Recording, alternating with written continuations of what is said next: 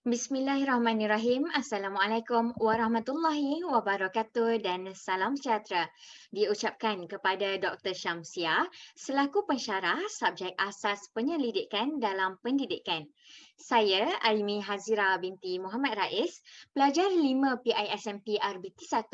Pada hari yang berbahagia ini, saya akan melakukan pembentangan kertas cadangan saya yang bertajuk Tahap Penguasaan Guru Pelatih RBT Ambilan Jun 2018 dalam Kemahiran Pengajaran Amali di IPG KPT.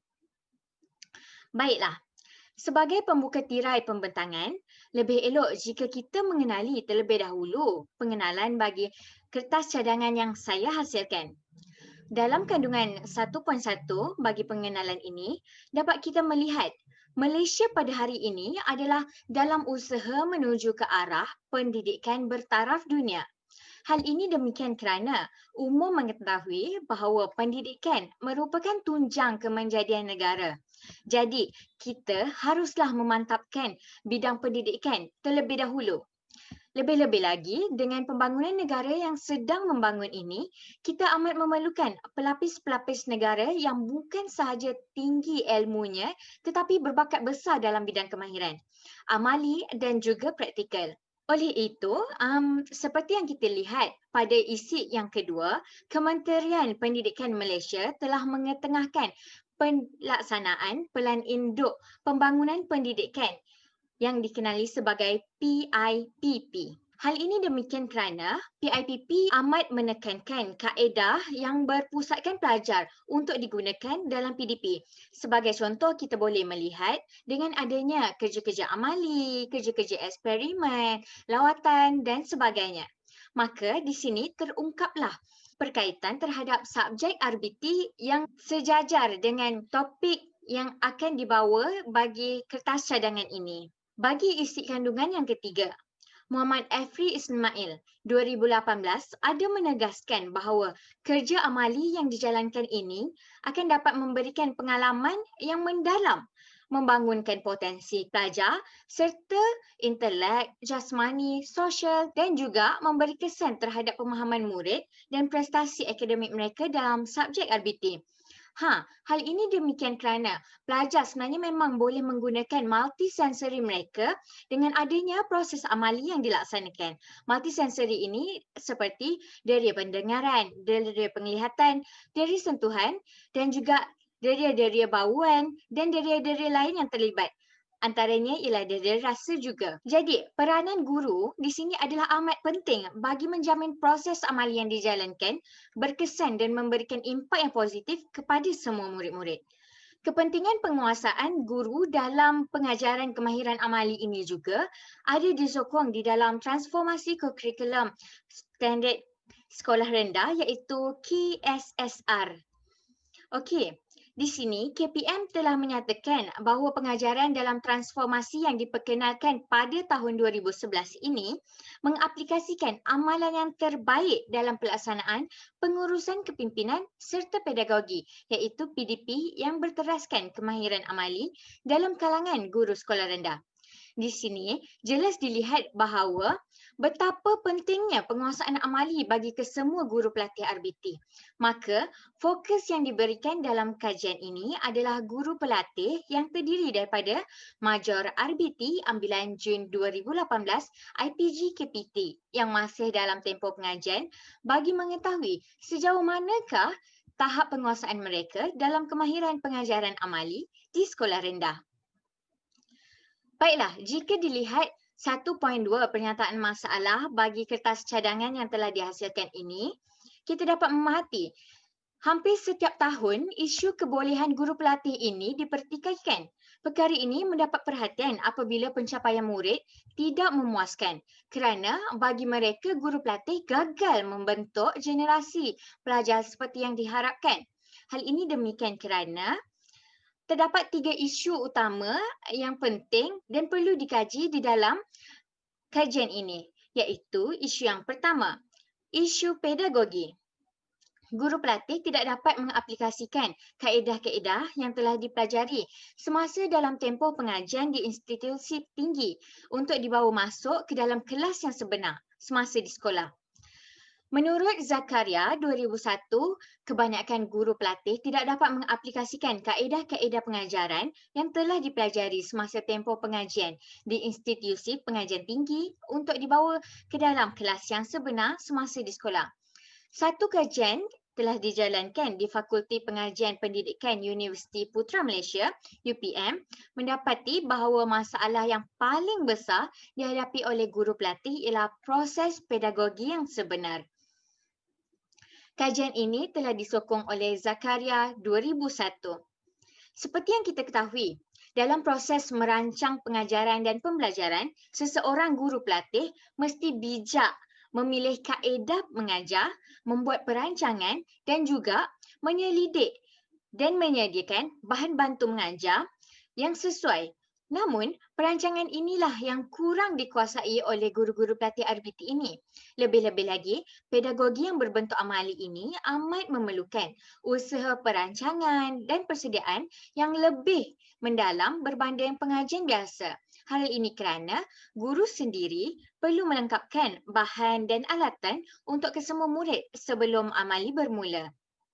Baiklah, mari kita lihat isu yang kedua, isu kemahiran amali. Seperti yang dinyatakan oleh Kementerian Pengajaran Tinggi Malaysia dan Kementerian Pelajaran Malaysia pada tahun 2005, prestasi yang ditunjukkan oleh guru pelatih kurang memuaskan. Isu ini juga sebenarnya mendapat sokongan oleh kajian ABU 2006 yang merujuk kepada Omar 1994 ada menyatakan bahawa tahap kesediaan, minat dan sikap pengetahuan serta kemahiran mengajar yang berada di tahap sederhana oleh guru pelatih ini harus dibimbangkan. Mereka sendiri tidak menguasai segala kemahiran yang dipelajari semasa dalam tempoh pengajian di kampus. Guru pelatih dilihat tidak berpengalaman tinggi dan kurang berkemahiran serta prosedur kerja amali yang khusus berkenaan RBT juga mereka kurang kuasai. Amali khusus yang dimaksudkan di sini seperti yang kita ada iaitu kemahiran menjahit, kemahiran menukang, kemahiran menanam, elektrik dan lain-lain lagi. Baiklah, isu yang ketiga yang ingin saya bawa di sini ialah isu pengurusan bengkel RBT. Menurut Abdul Rahim 1999, berpendapat bahawa seseorang guru perlu mempunyai pelbagai pengetahuan, khususnya dalam bidang yang berkaitan dengan pengajaran dan pembelajaran yang akan diajarnya. Terutamanya semasa mengendalikan situasi PDP di dalam bengkel kerana guru pelatih akan berdepan dengan pelbagai risiko yang berbahaya serta rumit. Guru pelatih tidak mempunyai pengetahuan dan pengalaman yang meluas dalam aspek pengurusan dan keselamatan bengkel. Terdapat juga masalah yang telah dikenal pasti di mana kita dapat melihat pengaruh tahap penguasaan guru pelatih ini membentuk keadaan guru pelatih semasa di sekolah nanti. Keadaan guru pelatih yang kurang arif tentang penyelenggaraan mesin dan penggunaan alatan di dalam bengkel ini juga harus dirisaukan oleh semua pihak. Jika guru sendiri tidak mahir, maka bagaimana pengajaran dan pembelajaran dapat berjaya dilakukan? Bukan? Maka dengan ini, kesan buruk berpotensi untuk berlaku pada masa akan datang kerana terdedah kepada risiko-risiko yang boleh membahayakan. Perkara ini ada disokong oleh RAS 2011 yang berpendapat bahawa banyak program pendidikan keguruan pada masa kini didapati kurang efektif dalam menambah baik amalan latihan mengajar. Jadi, bertitik tolak daripada isu yang telah dinyatakan, terdapat persoalan yang timbul.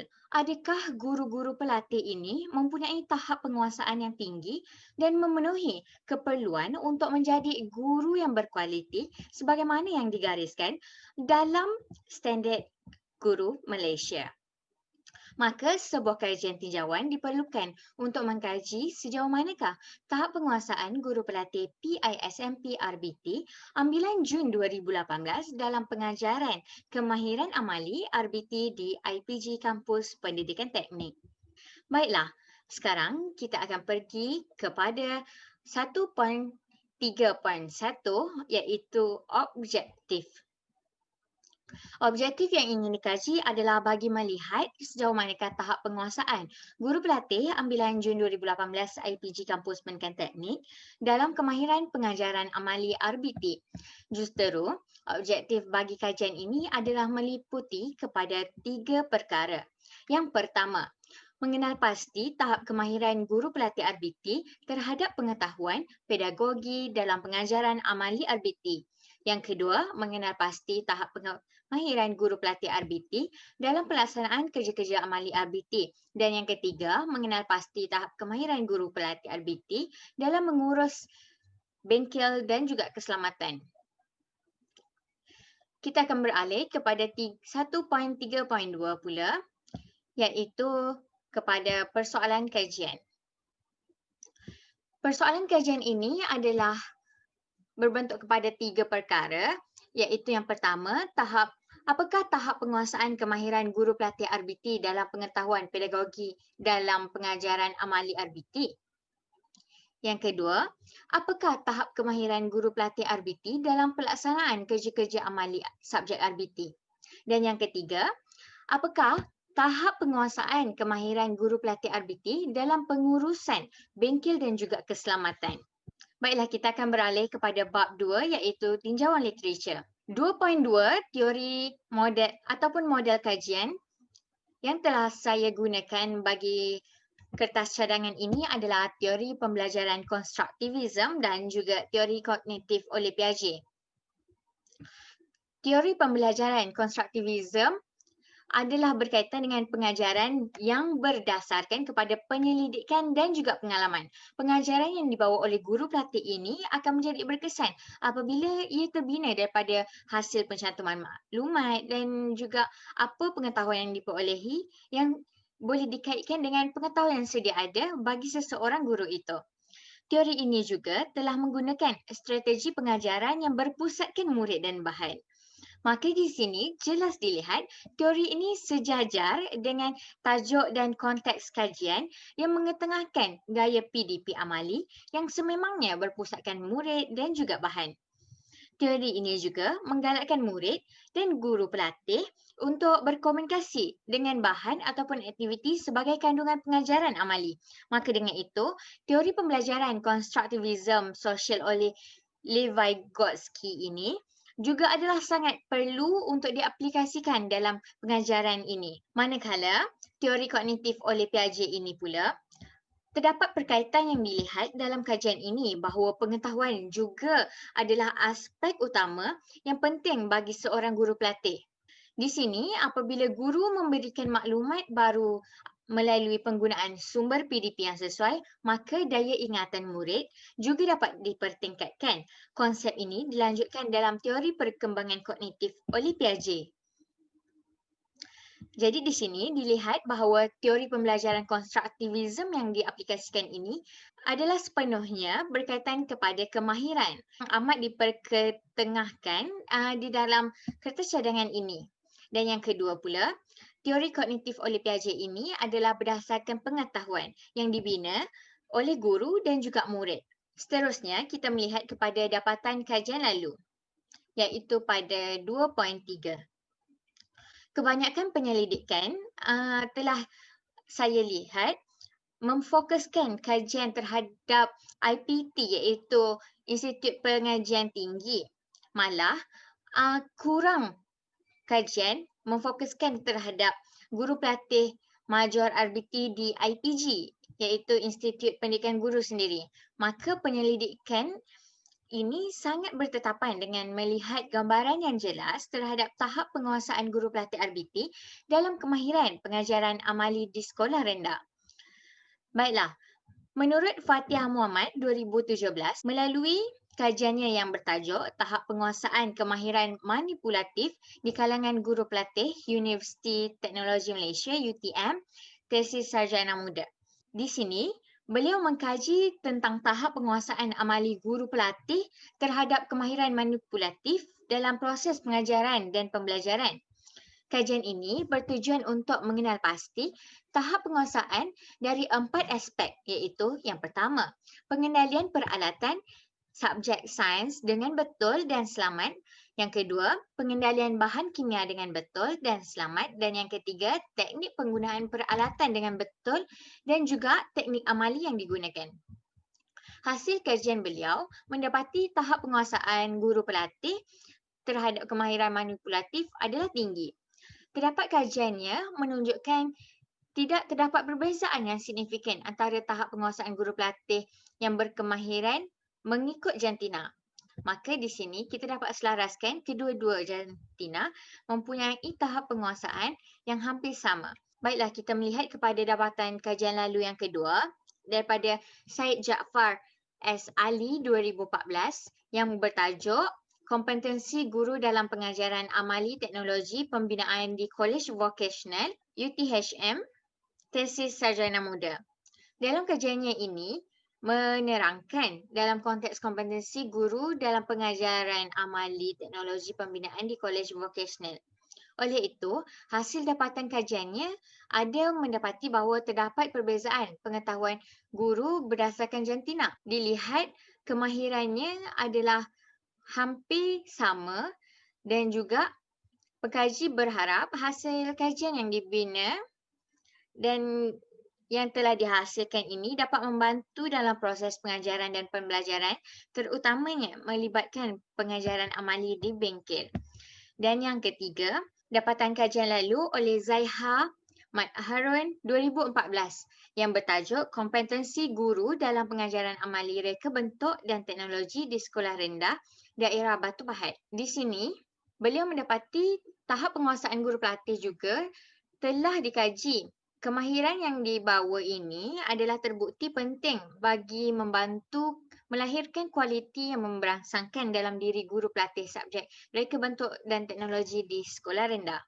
Kita beralih pula kepada kerangka konseptual kajian ini. Seperti yang kita lihat, terdapat dua faktor yang utama yang mempengaruhi tahap penguasaan guru pelatih RBT dalam kemahiran pengajaran amali, iaitu yang pertama, pengetahuan dan yang kedua, kemahiran. Kemahiran pula didapati terdapat tiga aspek utama yang perlu diperketengahkan, iaitu yang pertama, pedagogi pengajaran amali RBT. Yang kedua, pelaksanaan kerja-kerja amali RBT. Dan yang ketiga, pengurusan bengkel dan keselamatan. Jadi, kerangka konseptual yang digunakan ini adalah meliputi keseluruhan kajian bagi kertas cadangan konsep kajian terhadap penguasaan guru pelatih ambilan Jun 2018 dalam kemahiran pengajaran amali di IPG KPT. Dan yang terakhir, kita melihat kepada metodologi kajian. Seperti yang kita ketahui, terdapat aspek-aspek yang penting terhadap metodologi kajian. Antaranya instrumen, kesahan, kebolehpercayaan dan juga persampelan. Baiklah, kajian ini adalah berbentuk kajian kuantitatif mengikut reka bentuk kajian tinjauan. Kajian yang dijalankan adalah berbentuk deskriptif. Menurut Azizi 2006, dalam kajian tinjauan bertujuan untuk mendapatkan ukuran ataupun gambaran berkaitan dengan ataupun ciri-ciri terhadap populasi tertentu. Dalam kajian ini, penyelidik ingin mendapatkan maklumat mengenai tahap penguasaan guru pelatih RBT ambilan Jun 2018 dalam kemahiran pengajaran amali di IPG KPT. Reka bentuk ini dipilih kerana sesuai digunakan bagi tujuan menilai tahap kemahiran pengajaran amali. Baiklah, kita melihat kepada persampelan 3.3. Di sini menunjukkan bahawa penentuan saiz sampel adalah dirujuk kepada Krejci dan Morgan 1970. Berdasarkan jadual penentuan saiz sampel tersebut, bilangan sampel yang diperlukan bagi populasi iaitu N60 ialah sekurang-kurangnya dalam 52 orang. Maka sampel untuk kajian ini diambil sebanyak 52 guru pelatih RBT IPG KPT ambilan Jun 2018. Seterusnya, kita beralih kepada instrumen. Instrumen kajian ini adalah berbentuk kuantitatif.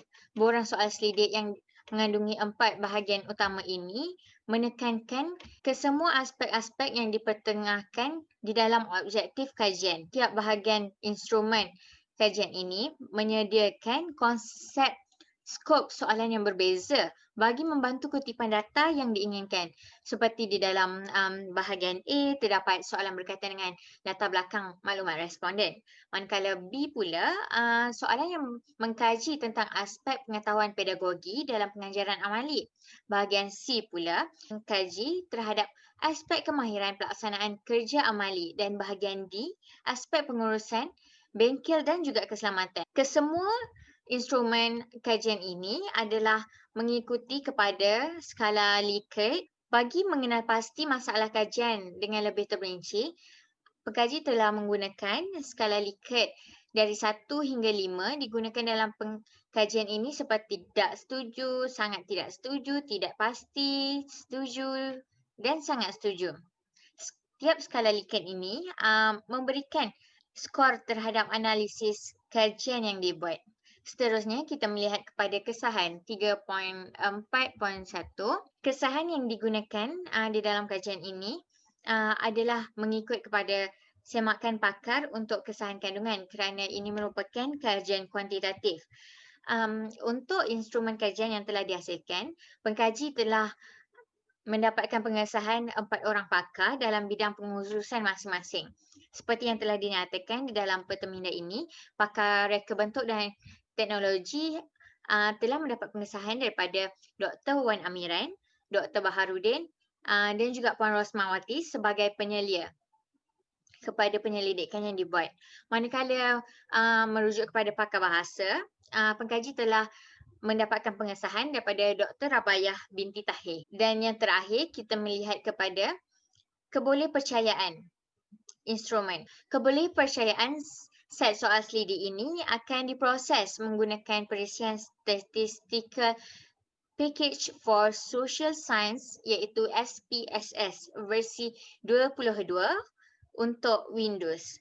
Menurut Saleh dan Zaidatun 2001, jika perkali alfa Kornbach berada di antara 0.6 hingga 1.0, nilai ini merupakan menunjukkan item kajian diterima dan instrumen serta item-item penyataan tidak perlu diubah suai. Maka hasil analisis pengiraan SPSS akan dirujuk kepada jadual klasifikasi kebolehpercayaan instrumen berdasarkan nilai perkali alfa Kornbach yang dinyatakan di dalam kajian. Baiklah, kita mengetahui bahawa kajian ini menggunakan Kornbach alpha dan latar belakang dan maklumat responden juga diambil bagi mendapatkan rekod terhadap kajian. Baiklah, sekian saja pembentangan saya, Aimi Hazira binti Muhammad Rais. Saya sudahi pembentangan saya dengan wabillahi taufiq wal hidayah. Wassalamualaikum warahmatullahi wabarakatuh.